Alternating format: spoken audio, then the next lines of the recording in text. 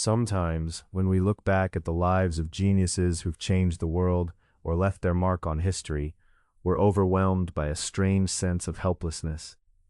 Their paths seem perfectly straight, as if from birth they were destined to reach one magnificent point. Meanwhile, our daily routines, mundane and repetitive, can feel small and insignificant, making us question whether we could ever leave any trace at all. But here's what we must never forget. The true value and weight of a life aren't measured by the applause or trophies others bestow. Real meaning is quietly forged in the small choices we make each morning when we wake up, in those silent battles we fight alone, struggles no one else sees, and in the relentless effort to be just a little better than we were yesterday. There's no need to tear ourselves down by comparing our quiet journeys to someone else's spotlight. We each have a deeply personal path to walk, a one-of-a-kind story to shape by embracing our wounds and filling the cracks within ourselves.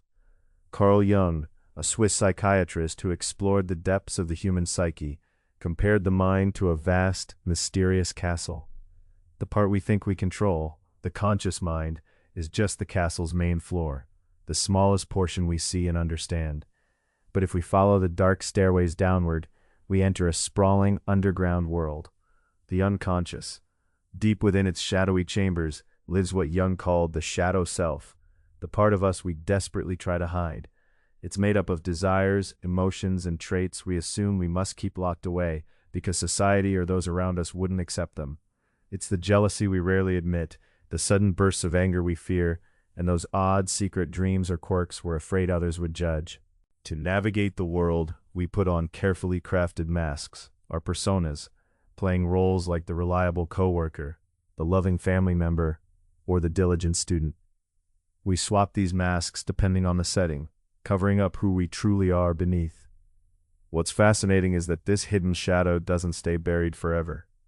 It often surfaces in unexpected ways, especially when we react harshly toward others. If there's someone whose words or actions consistently grate on you, triggering near unbearable irritation or dislike, it's probably more than just annoyance. From Jung's perspective, what you're experiencing is projection, your shadow self reflecting back at you from someone else. When others reveal traits you hide deep inside, our unconscious mind recoils, and it feels deeply uncomfortable, sometimes even painful. That fierce judgment or harsh criticism you direct outward is actually the clearest signpost to your own hidden shadows. When you stop pointing fingers and turn your gaze inward, you open the door to truly encountering yourself. Most people treat the discovery of their darker, flawed parts as a kind of sin, something to be eradicated or scrubbed away. They believe being a good person means living a perfect, spotless life, like a flawless porcelain vase. But repressing those feelings isn't the answer. The shadow doesn't vanish. It only grows larger and more compressed in the unseen corners of your mind. And when life brings overwhelming stress or your defenses weaken, that suppressed darkness can explode in destructive outbursts or paralyzing numbness. That's why sometimes the calmest person suddenly lashes out over something minor, or the most driven, hard-working individual crashes into a burnout so severe they can't even get out of bed. True inner growth isn't about cutting away your flaws like a surgeon with a knife. It begins when you reach out and take your darkness by the hand, accepting it as part of your life. Wisdom lies in transforming that shadow from an enemy into a powerful ally. For example, anger isn't just rage. It can become a healthy defense and a driving force when your boundaries are crossed unfairly. Jealousy isn't simply toxic envy. It's a brutally honest compass pointing to what your soul truly desires. And that stubborn laziness? More often it's your body and spirit's way of screaming for genuine rest after too much wear. Just as a bright flashlight creates sharp shadows, embracing the dark parts of yourself makes you whole. Only then can you step into the world without masks, standing tall as a fully realized human being.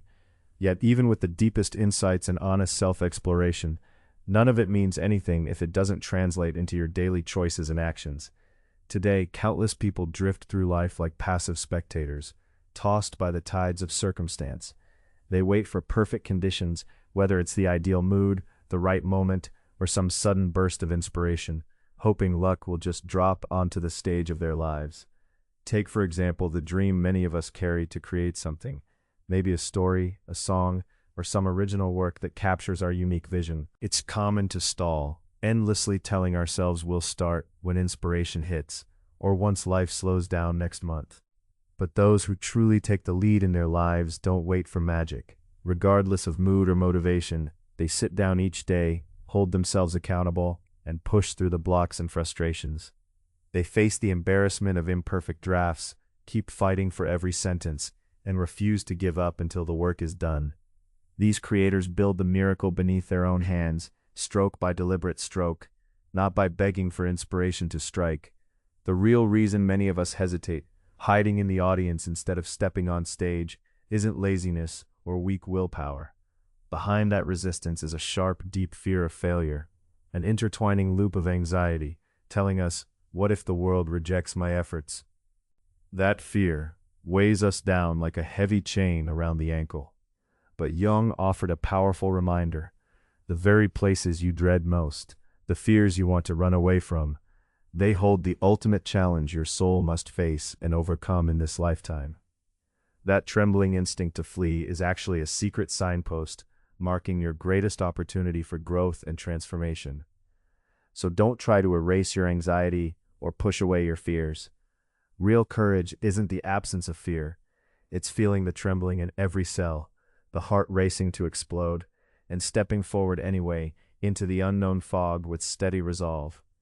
Even if your bold steps end in failure or rejection, that fiery experience never disappears. It becomes the backbone of unwavering self-worth and inner strength. The true measure of a life well lived isn't arriving at your destination unscathed. It's about gripping the wheel tightly in the storm, navigating the waves with everything you've got, and earning the right to stand proud when the skies finally clear.